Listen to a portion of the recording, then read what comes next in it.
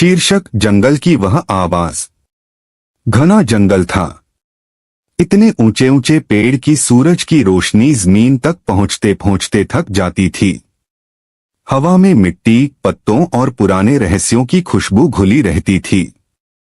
लोग कहते थे कि यह जंगल बोलता है, लेकिन कोई उसकी बात समझ नहीं पाया। उसी जंगल के किनारे बसे गांव में रहता था नील। नील को जंगल से डर नहीं लगता था। बचपन से ही वह वहां जाता, पेड़ों से बातें करता और पक्षियों की आवाजों को समझने की कोशिश करता। एक दिन गांव के बुजुर्गों ने चेतावनी दी, आज के बाद कोई भी जंगल के अंदर नहीं जाएगा। रात को वहां से अजीब आवाजें आती हैं। पर नील की जिज्ञासा डर से बड़ी थी। उसी रात जब चांद आधा ही निकला था, नील चुपके से जंगल की ओर चला गया।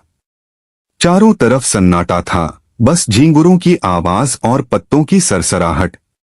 तभी नील, किसी ने उसका नाम पुकारा। नील रुक गया।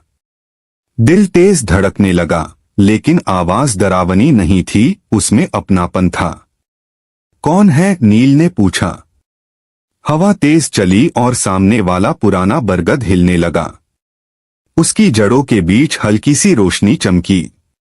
वहां एक आकृति उभरी, न कोई इंसान न जानवर। वह जंगल की आत्मा थी। तुम हमें सुन सकते हो, उस आवाज ने कहा। इसलिए हमने तुम्हें बुलाया। नील कांप रहा था, फिर भी बोला, आप कौन हैं? हम यह जंगल हैं, आवाज गूंजी। और हम बीमार हैं। नील ने चारों ओर देखा। सूखे पेड़, टूटे तने, कटे हुए जंगल के निशान। इंसानों ने आपको चोट पहुंचाई है, वह धीरे से बोला। हाँ, जंगल ने कहा। लेकिन हर इंसान एक जैसा नहीं होता। नील की आंखों में आंसू आ गए। मैं क्या कर सकता हूं? बरगद की जड़ों से एक छोटा सा बीज निकला। इसे बचा लो। जब तक यह जीवित रहेगा, जंगल जीवित रहेगा। अचानक तेज हवा चली, रोशनी बुझ गई और जंगल फिर से शांत हो गया। नील भागता हुआ गांव लौटा। उसने बीज को गांव के बीच में लगाया। रोज उसकी देखभाल की। धीरे धीरे गांव के लोग भी उसके साथ जुड़ गए।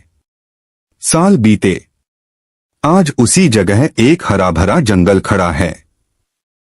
पक्षी लौट आए हैं, नदियां फिर से बहने लगी हैं।